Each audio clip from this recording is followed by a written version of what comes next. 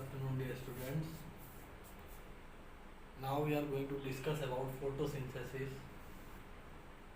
See, photosynthesis definition firstly we will write over here. Definition. It is a process in which food is prepared by plant with the help of carbon dioxide and water in the presence of sunlight and chlorophyll. So, equation for photosynthesis is 6CO2 6H2O, presence of sunlight, chlorophyll.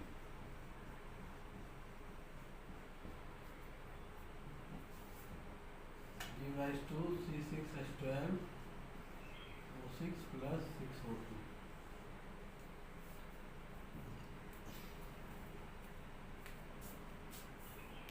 So this is the equation for photosynthesis, and it is the process in which plant prepare its food with the help of carbon dioxide and water.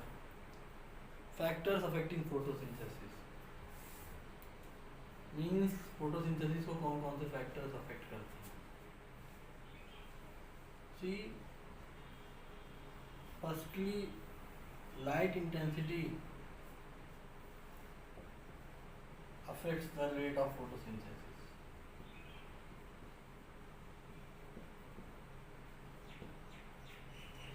Second, nature of light. See, blue and red light supports photosynthesis. So photosynthesis also depends on nature of light. Then third, availability of carbon dioxide and water. दोनों की availability भी होनी चाहिए photosynthesis के लिए. और fourth होता है टेम्परेचर. तो ये चार फैक्टर्स हैं जो फोटोसिंथेसिस को अफेक्ट करते हैं. ठीक है. लाइट इंटेंसिटी के साथ में फोटोसिंथेसिस की रेट बढ़ती है, लेकिन एक पर्टिकुलर पीक आने के बाद वो रेट फिर बढ़ना बंद हो जाती है. ऐसे नेचर ऑफ लाइट का क्या मतलब है, अगर ब्लू और ग्रीन लाइट है उस समय फोटोसिंथेसिस बहुत ही तेज़ी से होगी क्योंकि वो सपोर्ट करते हैं फोटोसिंथेसिस को. और कार्बन डाइऑक्साइड और वाटर अगर नहीं है तो भी फोटोसिंथेसिस नहीं होगी, क्योंकि वही जो है इनिशियल कह सकते हो आप रिएक्टेंट्स हैं जिनकी ज़रूरत पड़ती है. उसके अलावा आता है टेम्परेचर. अब जो टेम्परेचर होता है ये डिपेंड करता है plant to plant photosynthesis rate को अफेक्ट करने में. तो ये चारों चीज़ें आपको समझा दी गई. अब देखिए कुछ एक्सपेरिमेंट करे गए, कुछ एक्टिविटी की गई ताकि शो किया जा सके कि फोटोसिंथेसिस जो है प्रोसेस होती है, उसमें carbon dioxide and water utilise होता है, प्रेजेंस होती है सनलाइट और क्लोरोफिल की. तो ये सारी चीज़ें जो होती हैं इनको हम डिस्कस करेंगे. पहले है to show that green plants produce oxygen during photosynthesis. हमें ये शो करना है पहले एक्टिविटी में कि जो ग्रीन प्लांट है वो ऑक्सीजन को प्रोड्यूस करता है फोटोसिंथेसिस में. अभी हमने इक्वेशन देखी. इक्वेशन में क्या देखा, 6O2 दिख रहा है साफ साफ बनता हुआ. 6O2 प्रोड्यूस हो रहा है यहाँ पे देखिए. और उसको हम एक्सपेरिमेंट से प्रूफ करेंगे. एक्सपेरिमेंट से प्रूफ करेंगे कि जो है फोटोसिंथेसिस में ऑक्सीजन रिलीज होती है या ऑक्सीजन प्रोड्यूस होती है. किस किस चीज़ की ज़रूरत है हमें, मटेरियल रिक्वायर्ड. एक्टिविटी 1 है आपकी.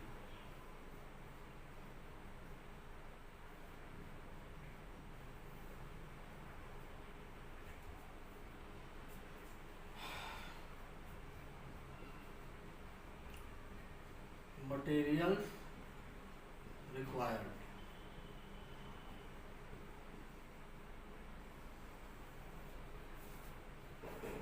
तो देखिए कुछ नहीं है इसमें. हमें क्या करना है, बीकर लेना है. पहला एक बीकर लेना है, टेस्ट ट्यूब लेनी है, ग्लास फनल लेना है,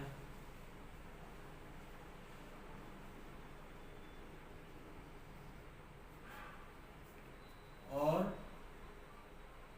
पॉन्ड वाटर लेना. और इसके साथ में हमें क्या लेना है, प्लांट पार्ट लेना है, जैसे लीव्स हैं, प्लांट पार्ट। हम क्या करेंगे, बीकर लेंगे, बीकर में 3/4 वाटर भरेंगे, मतलब 3/4 वाटर रहेगा बीकर में।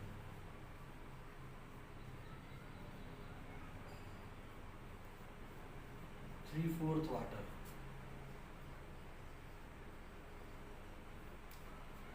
अब ग्लास फनल के नीचे जो प्लांट पार्ट है, लीव्स है जैसे, तो ग्लास फनल लेंगे, ग्लास फनल के नीचे प्लांट पार्ट को रखेंगे, ग्लास फनल लेंगे, उसके नीचे प्लांट पार्ट को हम रखेंगे। अब क्या करेंगे, टेस्ट ट्यूब लेंगे, उसमें वाटर भरेंगे और उसको थंब से दबा करके ले जाके ग्लास फनल के ऊपर फिक्स कर देंगे। इस तरह से एक्टिविटी को शो किया गया, दिखाया गया है, ठीक है। तो अब इसमें क्या होगा, फनल है, बीकर है, सारी चीजें हो गई। थोड़ी देर बाद क्या देखने को मिलेगा कि जो आपका टेस्ट ट्यूब है उसमें बबल्स ऑफ गैस प्रोड्यूस हो रहे हैं, मतलब टेस्ट ट्यूब के अंदर बबल्स बन रहे हैं, और वो बबल्स किसके हैं, वो गैस है। अब ये नहीं क्लियर है कि वो किस चीज की गैस है।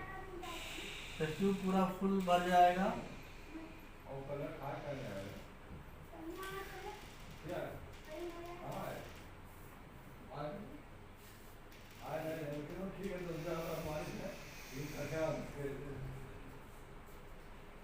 ठीक है। तो इसमें क्या होना है भाई, टेस्ट ट्यूब है, उसमें बबल्स बन गए गैस के, टेस्ट ट्यूब फिलअप हो गया। इधर भरा और पानी दे दे तू भाई का। अब ये टेस्ट ट्यूब क्या करना है हमें, जब हम टेस्ट ट्यूब वहाँ से रिमूव करेंगे और स्प्लिंटर के पास ले जाएंगे, तो हमें क्या देखने को मिलेगा कि स्प्लिंटर इग्नाइट करेगा, बर्न करेगा, जलने लगेगा। अब हमें पता है कि कौन सी गैस सपोर्टर ऑफ कंबस्शन है, ऑक्सीजन है, इसी वजह से स्प्लिंटर बर्न हुआ, जला, ठीक है।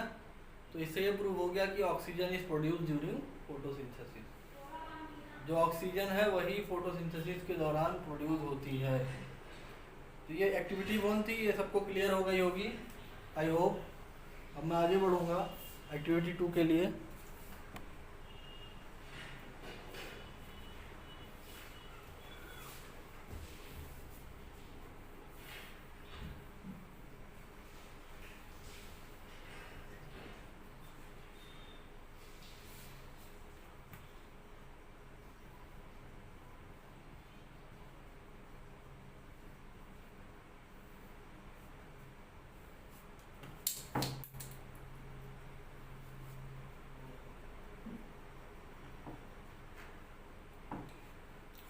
अब है एक्टिविटी 2। देखिए एक्टिविटी 2 में हमें क्या प्रूव करना है कि फोटोसिंथेसिस में starch as a food produce होता है, और फोटोसिंथेसिस के लिए सनलाइट नेसेसरी होती है।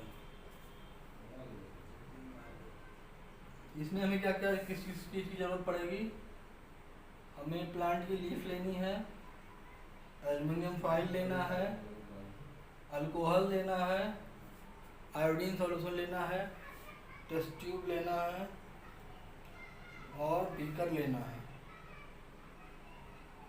बर्नर लेना है, ट्राइपॉड स्टैंड लेना है। ये सारी चीज़ें हमें लेनी है।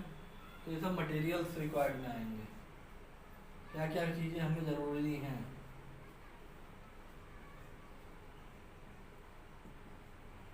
ठीक है, मटेरियल्स रिक्वायर्ड में सब सारी चीज़ें आ जाएंगी। अब मैं आपको क्या बता रहा था कि कैसे एक्सपेरिमेंट करेंगे। देखिए एक्सपेरिमेंट हमने पॉटेड प्लांट लिया, उसकी एक लीफ ली है, उसमें एल्युमिनियम फॉइल लगा दिया गया। अब प्लांट को सनलाइट में रखा गया है, ठीक है। उसके बाद उसे प्लग कर दिया गया, जो लीफ थी उसको प्लांट से अलग कर दिया गया, और बॉइलिंग अल्कोहल एक टेस्ट ट्यूब में लिया गया है, उसी में लीफ को डाल दिया गया, और उसके बाद उस टेस्ट ट्यूब को बीकर में वाटर, बॉइलिंग वाटर था उसमें रख दिया गया, हॉट वाटर था उसमें रख दिया गया टेस्ट ट्यूब को। कुछ देर बाद क्या होगा, जो ग्रीन कलर है अल्कोहल ग्रीन कलर का हो जाएगा। इसका मतलब सारी की सारी लीफ जो है वो डिस्चार्ज हो गई। अब उसको बाहर निकाला तो येलो कलर प्रोड्यूस हुआ। अब हमें क्या करना है, उस लीफ में आयोडीन सॉल्यूशन डालना है। जब हम आयोडीन सॉल्यूशन डालेंगे तो हमें ये देखने को मिलेगा कि जो लीफ है वो ब्लू ब्लैक कलर में आ गई, लेकिन जहाँ पे हमने एल्युमिनियम स्ट्रिप लगाई हुई थी, एल्युमिनियम फॉइल लगाई हुई थी, उस एरिया में ब्लू ब्लैक कलर नहीं आया, क्योंकि वहाँ पे प्रोसेस फोटोसिंथेसिस हो ही नहीं पाई और स्टार्च नहीं बन पाया वहाँ, और सनलाइट पड़ी नहीं। तो सनलाइट पड़ी नहीं तो स्टार्च कहाँ से बनेगा। तो इस एक्टिविटी से ये शो होता है, एक्टिविटी 2 से, कि sunlight is necessary for photosynthesis and starch is produce during photosynthesis. तो एक्टिविटी 2 भी क्लियर हो गई होगी। एक्टिविटी 3 देखते हैं। एक्टिविटी 3 में क्या किया गया है। एक्टिविटी 3 जो है एक्चुअल में एक्टिविटी 2 से मिलती जुलती एक्टिविटी है। इस एक्टिविटी में हमें क्या बताना है कि फोटोसिंथेसिस खाली ग्रीन पोर्शन लीफ पे होती है। ग्रीन पोर्शन ऑफ लीफ जो है उसी में फोटोसिंथेसिस होती है। देखो हमें क्या करना है, यहाँ पे एक वेरीजेटेड लीफ लेनी है, मतलब टू डिफरेंट कलर की लीफ हो। वाइट कलर है और ग्रीन कलर है। हमने फिर से क्या किया, अल्कोहल लिया, अल्कोहल में लीफ को डाला, बॉईल किया, लीफ को वहाँ से निकाला गया, येलो कलर आ गया। अब हम क्या करेंगे, आयोडीन सॉल्यूशन डालेंगे। जब आप आयोडीन सॉल्यूशन डालोगे तो ब्लू ब्लैक पोर्शन देखने को मिलेगा, लेकिन वाइट रीजन में कोई ब्लू ब्लैक कलर नहीं आएगा। इसका मतलब वाइट रीजन जो है वहाँ पे फोटोसिंथेसिस नहीं हुई है, स्टार्च वहाँ प्रोड्यूस नहीं हुआ है। तो खाली ग्रीन पोर्शन में ही फोटोसिंथेसिस टेक प्लेस हुई है। Is it clear to everybody.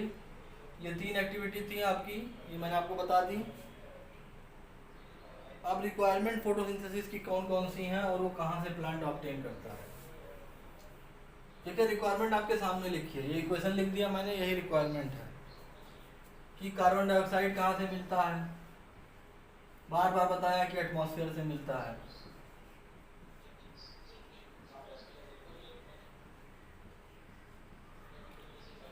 Water कहाँ से आता है, सॉइल से आता है। ठीक है, लाइट आती है सन से, और पिगमेंट क्लोरोफिल की प्रेजेंस जरूरी है, क्योंकि वही सनलाइट को ट्रैप करता है और फोटोसिंथेसिस कराता है।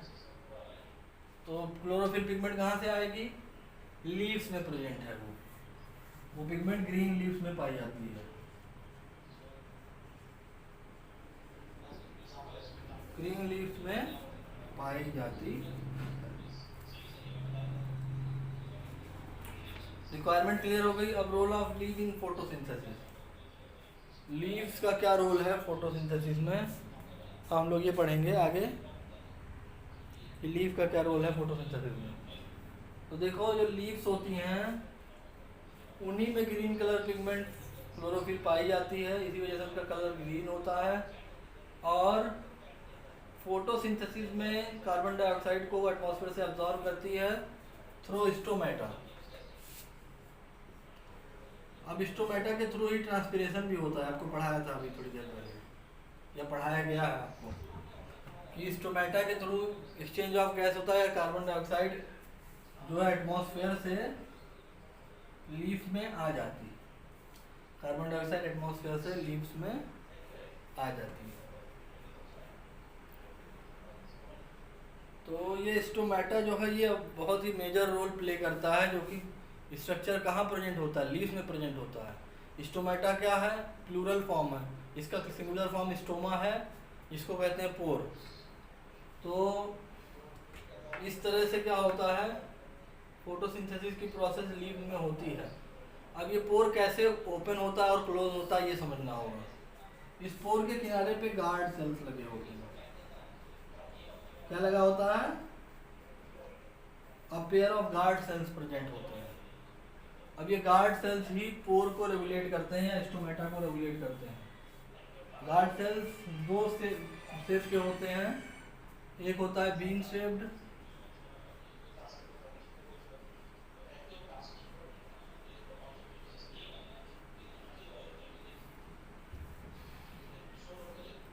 जो बीन शेप्ड स्ट्रक्चर होता है वो कहाँ प्रेजेंट होता है? तो बीन शेप्ड स्ट्रक्चर या बीन शेप्ड गार्ड सेल्स जो होते हैं वो डाइकोटिलिडनस प्लांट में या डाइकोटिलिडनस लीफ में पाए जाते हैं। ठीक है, ये बात याद रखनी है, डाइकोटिलिडन बना।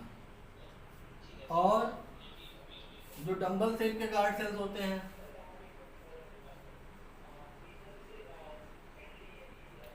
वो मोनोकॉट में पाए जाते हैं। डंबल शेप का मतलब होता है डमरू की तरह बिल्कुल, वो मोनोकॉटिलिडनस प्लांट में पाया जाएगा।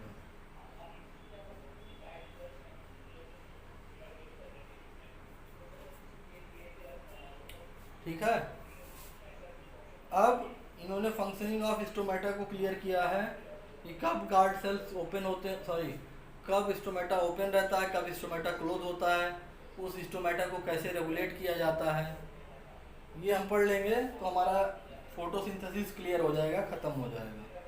ठीक है, तो एक काम करते हैं, हम लोग देखते हैं opening and closing of stomata को।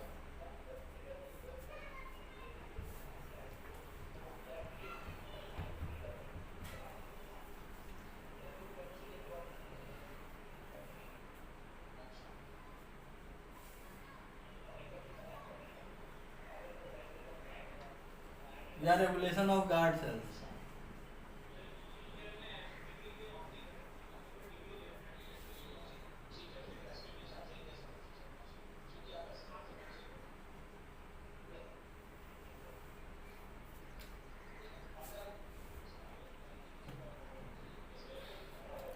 तो opening and closing of stomata मैं बताता हूँ आपको, इसके लिए 3 चीज़ें रिस्पॉन्सिबल हैं।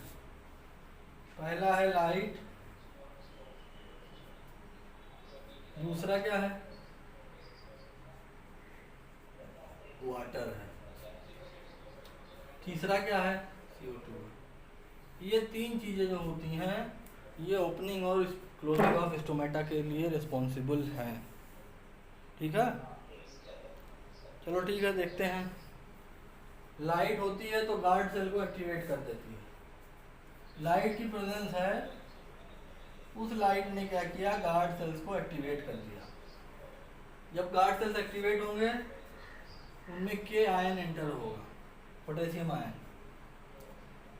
अब पोटेशियम आयन एंटर होने की वजह से ऑस्मोसिस के थ्रू वाटर भी इन गार्ड सेल्स में जाएगा। ठीक है, वाटर जा रहा है क्यों? क्योंकि वाटर पोटेंशियल ज़्यादा है गार्ड सेल्स के बाहर और अंदर वाटर की पोटेंशियल कम है। जब वाटर अंदर जाएगा तब क्या होगा, जो हमारे गार्ड सेल्स थे जो कुछ इस तरह के सेल्स होते हैं, ये यूं करके बने होते हैं,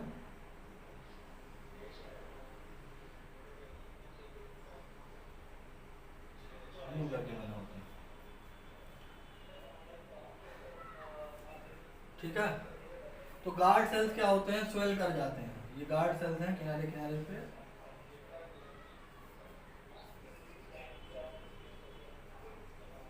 गार्ड सेल्स। और बीच में पोर है जिसको स्टोमा या स्टोमेटा कहते हैं।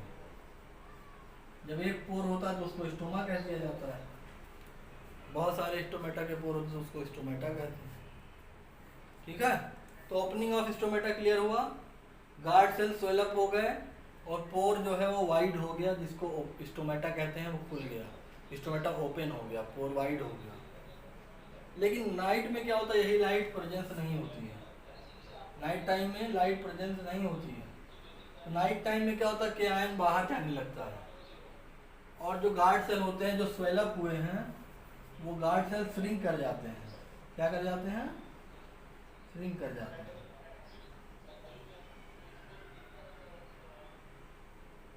ठीक है, और जो गार्ड सेल श्रिंक कर जाते हैं तो स्टोमेटल ओपनिंग बंद हो जाती है, स्टोमेटा क्लोज कर जाता है। तो नाइट में स्टोमेटा क्लोज रहता है और डे टाइम में स्टोमेटा ओपन रहता है। इसको कहते हैं opening and closing of stomata. तो आपको इस तरह से फोटोसिंथेसिस तो क्लियर हो गई होगी, फोटोसिंथेसिस क्या प्रोसेस है, ठीक है। तो अगले क्लास में हम क्या करेंगे, हम रेस्पिरेशन पढ़ेंगे। तब तक के लिए थैंक यू क्लास।